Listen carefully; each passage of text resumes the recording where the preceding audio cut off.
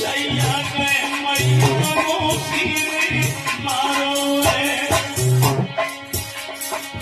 अब तो रोए रोए बेटा के माँ मोसी मारो है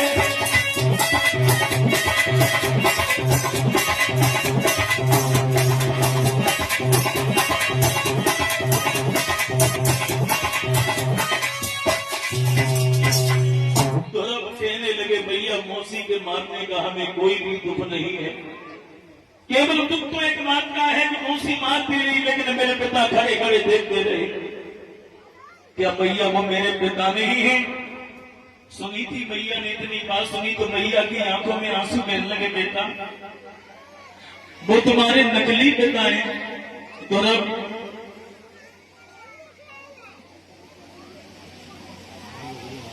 पिता की गोदी अच्छी लगती है? हाँ मां। तो अगर वो तुम्हारे पिता होते तो तुम्हारे बारे में कुछ कहते, लेकिन पिता की गोदी अगर अच्छी लगती तो बेटा इस पिता की याद छोड़ दे और सारे जगत का पिता जो सारे संसार का पिता है उस परम पिता की गोदी में बैठो। दुर्ब खेल लगे भैया क्या नाम है उस पिता का? मैं पिता के पास जाऊंगा।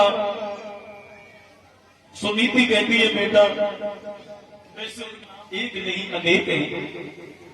तुम्हारे पिता जगन्नाथ हैं, जगदीश हैं, जगत पिता हैं। तुम्हारे पिता विष्णु हैं, तुम्हारे पिता राम हैं, तुम्हारे पिता कृष्ण हैं।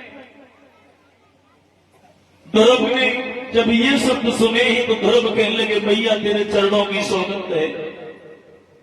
भैया अब तू ये बता वो पिता हमें कहां मिलेंगे? मैं पिता के पास में जाऊंगा। भैया ये बता वो पिता हमें कहां मिलेंगे, कहां रहते हैं? ध्रुव मां से पूछने लगा कि मैया पूछूं बताए मैं मोई पिता का पाऊं तो किस जगह मिले भगवान री के तुम्हारी मैया लाऊं। बता दी मेरी मां वो मेरे राम हमें कहां मिलेंगे? मुझे पिता की बहुत याद आती है। मैं पिता की गोदी में बैठूंगा। सुनीति कहती है लाला अरे सुन बेटा नाना कोई नहीं ज्ञान सच सुन जाऊं।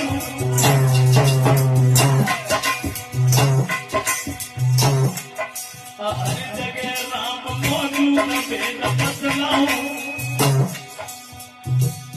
सुन की बेटा की वाणी रोई सुनीति रानी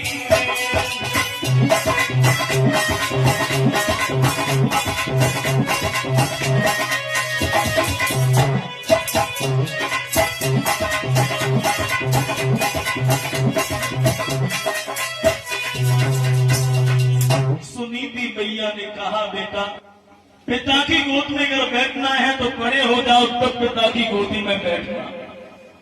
अभी तुम छोटे हो। ध्रुव कहने लगे भैया मैं बड़ा हो गया। भैया अगर मैं जिंदा रहा भैया तो मैं तुझसे मुलाकात करूंगा और भैया अगर मैं मर गया तो भैया तू अपने हृदय पर तसल्ली बांध लेना और तू ये सोच लेना कि मेरे कुच्छा से कोई बालक हुआ नहीं।